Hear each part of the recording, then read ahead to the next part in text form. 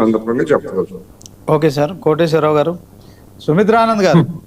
రేవంత్ సర్కార్కు చిత్తశుద్ధి ఉన్నదంటే అది నమ్మశక్యమైనటువంటి విషయం కాదు. తెలంగాణ విషయంలో అటు బాబు ఇదిగా శిష్యుడిగా తెలంగాణను పాలిస్తున్నటువంటి సందర్భం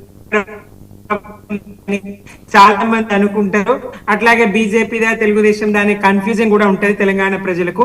అట్లా వ్యవహారం నడుస్తా ఉన్నది కనుక ఆ స్థాయి పాలన తీరు ఇక్కడ కనబడతా ఉన్నది కనుక అంతపల్లి పంపులు ఆన్ చేసి మరి నీటిని ఎత్తిపోద్దాము అని ఎంతగా మరి ప్రయత్నించినా ఆయన చలనం లేకుండా ఉండిపోయిండు.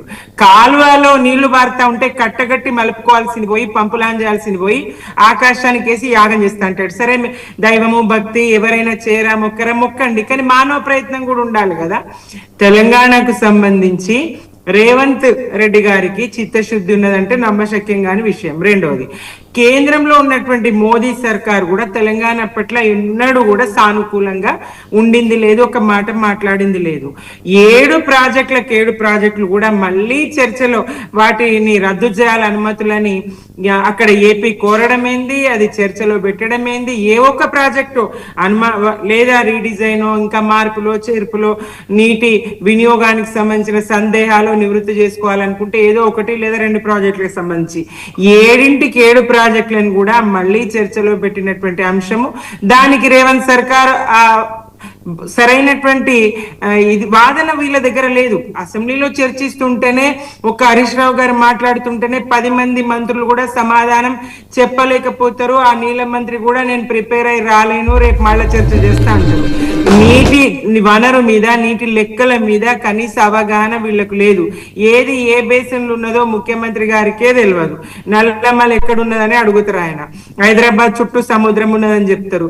మరి నిజంగా తెలియకనే మాట్లాడతారా, ప్రజల దృష్టి మళ్లించడానికి మాట్లాడతారా, అర్థం కాని విషయం. ఇట్లాంటి సందర్భంలో తెలంగాణ డిమాండ్ అండి, ప్రధాన డిమాండ్ కదా. ఏదైతే ఉద్యమం చేసినామో నీళ్లు, నిధులు, నియామకాలు, అందులో మొదటి ప్రాధాన్యత నీళ్లు. కట్టే కొట్టే తెచ్చే అని రామాయణాన్ని అంతా ఎట్లా చెప్తారో తెలంగాణకు జరిగినటువంటి అన్యాయానికి సంబంధించి ప్రధానంగా నీళ్లు, నిధులు, నియామకాలు, ఈ 3 ఎంత భారతం అంతా ఇప్పాల్సినటువంటి అవసరం లేదు, జరిగిందంతా చెప్పాల్సినటువంటి అవసరం లేదు. మా తెలంగాణ ప్రజలకు స్పష్టంగా అర్థం కావడానికి మొదటి ప్రాధాన్యత నీళ్ల విషయంలో.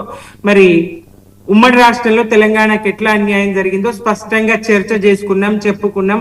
మా నీటిపారుదల రంగ నిపుణులు, ఇంజనీర్లు, ప్రఖ్యాత ఇంజనీర్లు వాళ్ళంతా చెప్పిండ్రు, దానికి సంబంధించి కృషి చేసిండ్రు. అందులో భాగంగానే అనేక ప్రాజెక్టుల నిర్మాణం చేసుకున్నాం, అందులో భాగంగానే చెరువుల పూడిక తీసుకున్నాం, అందులో భాగంగానే 24 గంటల కరెంట్ ఇచ్చినాము. రైతులకు వెన్నుదన్నుగా నిలిచి వ్యవసాయాన్ని ఒక స్థాయికి పెట్టుబడి సాయం ఇచ్చి తీసుకొచ్చినాం. ఇక మొదటికే మోసం, నీళ్ళే లేకపోతే మీరు పెట్టుబడి సాయం ఇచ్చినా 24 గంటల కరెంట్ ఇచ్చినా ప్రయోజనం లేని అంశమే కదా. మరి ఈ నీళ్ళు ఎత్తిపోసే విషయంలో గానీ లేదా ఈ ప్రాజెక్టులకు డిపిఆర్లు తిప్పి పంపిన, కేంద్రం తిప్పి పంపిన ఈ ప్రభుత్వం రేవంత్ సర్కార్ నిమ్మకు నీరెత్తినట్టు ఉన్నటువంటి నిర్లక్ష్యంగా, నిమ్మకు నీరెత్తినట్టు కూడా కాదు, నిర్లక్ష్య ధోరణి స్పష్టంగా కనిపిస్తది. రేవంత్ సర్కారు రాష్ట్ర నీటి వాటాను, రాష్ట్ర నీటి హక్కులను కాపాడే ప్రయత్నంలో పూర్తిగా విఫలమైంది. ఇంకొకటి, కేంద్రంలో చంద్రబాబు ప్రాంతీయ పార్టీలు, చంద్రబాబు అనే కాదు ప్రాంతీయ పార్టీల బలంతోనే మనుగడ సాగించే ప్రభుత్వాలు ఉంటే ఇట్లనే ఉంటది పరిస్థితి. చంద్రబాబుకు ఏదైతే ఆయన నిబంధనలు లేదంటే ఒత్తిడి, ఆయన ఒత్తిడి మేరకు కేంద్రం వ్యవహరిస్తుంది. ఆ స్థాయిలో ఇట్లా ఉండడం అయితే ప్రాంతీయ పార్టీల బలాలతోనే కేంద్రంలో ప్రభుత్వాల మనుగడ ఉంటే తప్పకుండా ఇట్లా గొడవలు నీటికి సంబంధించినటువంటి, నీటి హక్కుకు సంబంధించినటువంటివి తేలకుండానే ఉంటాయి.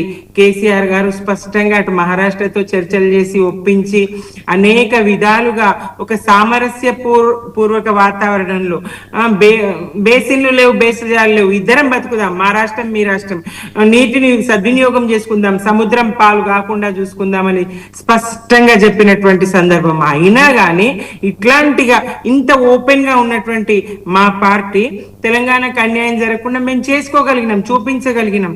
ఇప్పుడు రేవంత్ సర్కార్ లో అది లోపిస్తా ఉన్నది, స్పష్టంగా కనబడతా ఉంది. అన్ని రంగాల్లో విఫలం చెందినట్టుగానే నీటి హక్కును కాపాడే విషయంలో గాని, నీటి వనరును కాపాడే విషయంలో గాని కానీ సద్వినియోగం చేసుకునే విషయంలో కానీ రేవంత్ సర్కార్ విఫలం చెందిందనేది స్పష్టమండి. ఓకే, సుమిత్రానంద్ గారు, మీరు